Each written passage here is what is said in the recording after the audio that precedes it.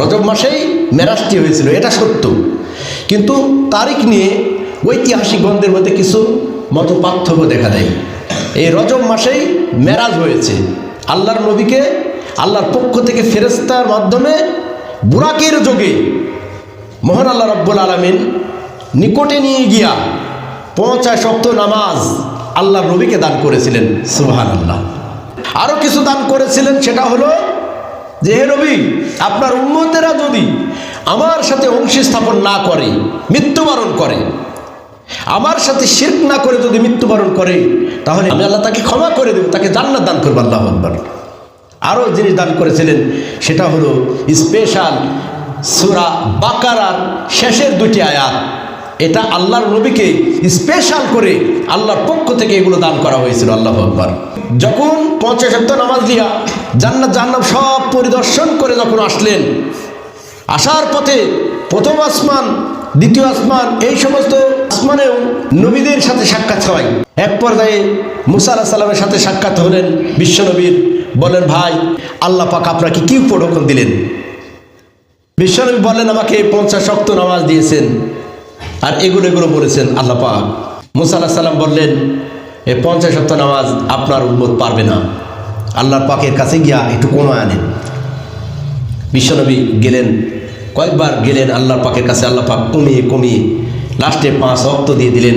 আর আল্লাহ বললেন, আমার ওয়াদার কোনো পরিবর্তন নাই, আমার ওয়াদার কোনো রদ বদল নাই। আমি যে তোমাকে 50 ওয়াক্ত নামাজ দিয়েছিলাম, এখন যে কাটছাট করে তোমার দুর্বলতা যে তুমি প্রকাশ করেছো, আমি আল্লাহ পাক তোমাকে 5 ওয়াক্ত নামাজ দান করেছি। কিন্তু মর্যাদার দিক দিয়া, ফজিলতের দিক দিয়া, তারতম্যের দিক দিয়া 50 ওয়াক্ত নামাজের সমপরিমাণ নাকি আমি আল্লাহ পাক তোমাকে দান করলাম। সুবহানাল্লাহ। আর এই নামাজটা আসমান থেকে, আল্লাহর নিকট থেকে, আরশে আজিম থেকে এই নামাজের ফয়সালা হয়ে এসেছে। এটা ফরজ হয়েছে আরশে আজিমে। অন্য সকল ইবাদত ফরজ হয়েছে জমিনের উপরে, ইল্লা সালাত। কিন্তু সালাত, নামাজটা ফরজ হয়েছে একদম আরশে মুআল্লা থেকে। স্বয়ং আল্লাহ পাক বিশ্বনবীকে ডেকে নিয়ে আল্লাহ পাক উপঢৌকন করেছেন। আল্লাহু আকবার। নামাজের গুরুত্ব কত তাহলে বোঝেন। গুরুত্ব দিতে হবে। 5 ওয়াক্ত নামাজ পড়ে যদি আমরা 50 ওয়াক্ত সমপরিমাণ নেকি অর্জন করতে পারি, তাহলে এই নামাজে কেন আমাদের গাফলতি? কি কারণে আমরা সালাতটা আদায় করতে পারি না বলেন? শুধু মুখে মুখে যদি চিল্লায় বলি আল্লাহ আমার রব, আল্লাহ আমার বিধানদাতা, কিন্তু যদি বাস্তবে তার প্রমাণ না হয়, কথা কর্মে যদি মিল না হয়, আমরা তাকে কি বলি? কথায় কাজে যার মিল নাই তাকে আমরা কি বলি বলেন? মুনাফিক বলি। আর আল্লাহ মুনাফিক সম্পর্কে বলছেন, ইন্নাল মুনাফিকিনা ফিদ-দারকি আসফালি মিনান নার। নিশ্চয়ই মুনাফিকদের জায়গা জাহান্নামের সর্বনিম্ন স্তরে, নিম্ন স্থানে। নাউযু বিল্লাহি মিন যালিক। আল্লাহ আমাদেরকে পরিত্রাণ দান করুক। আমাদের কথায় কর্মে যদি মিল না আসে, তাহলে মুনাফিকের খাতায় চলে যাবে। মেরাজের রাত্রিতে এই সালাতটা আল্লাহ নিজে নবীকে ডেকে আরশে আজিম থেকে ফয়সালা করে দিয়েছেন। আল্লাহ নবী বলেন, আমার কোনো উম্মত 5 ওয়াক্ত সালাত আদায় করলে 50 ওয়াক্ত সালাত পড়ার সমপরিমাণ নাকি আল্লাহ পাক তাকে দান করবেন। সুবহানাল্লাহ। আমরা এমন কোনো কাজ করব না যে কাজে আল্লাহ অসন্তুষ্ট হবেন। সে পথ, সে মত, সে আদর্শ আমাদের না। এই শবে মেরাজের তাৎপর্য হলো আপনি এখান থেকে শিখবেন আল্লাহকে আল্লাহ হিসাবে মান্য করতে হবে, আল্লাহর আদেশের কাছে মাথা নত করতে হবে। এক্সট্রা কিছু করার প্রয়োজন নাই। সেই দিন কি করি? আগামী শনিবার আমরা হয়তো আজকে ভাত খাবো, আগামী শনিবারে রোজা রাখবো এবং 100 রাকাত যে যতটুকু পারি নামাজগুলো পড়বো। এইগুলো কিন্তু ইসলামে এগুলো না।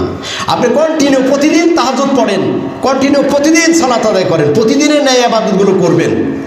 এক্সট্রা এই দিনকে কেন্দ্র করে আপনাকে সিয়াম রাখতে হবে, আবার 100 রাকাত বা 200 রাকাত বা 1000 রাকাত সালাত আদায় করতে হবে।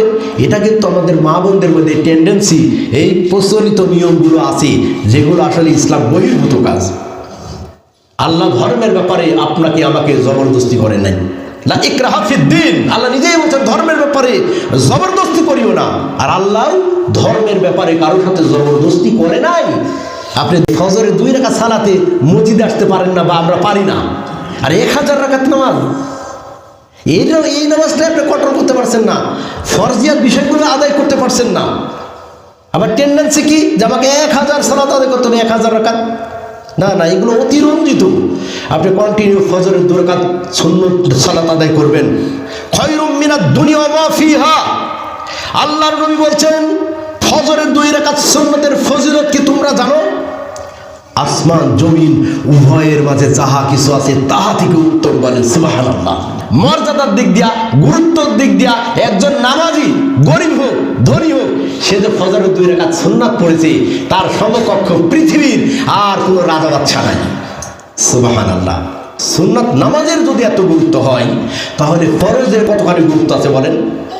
বলেন, সুন্নত পড়ে যদি পৃথিবী থেকে সবচেয়ে দামি আপনি হতে পারেন, সবচেয়ে সওয়াবপূর্ণ কাজ আপনি করতে পারেন, তাহলে ফরজটা কতখানি বলেন?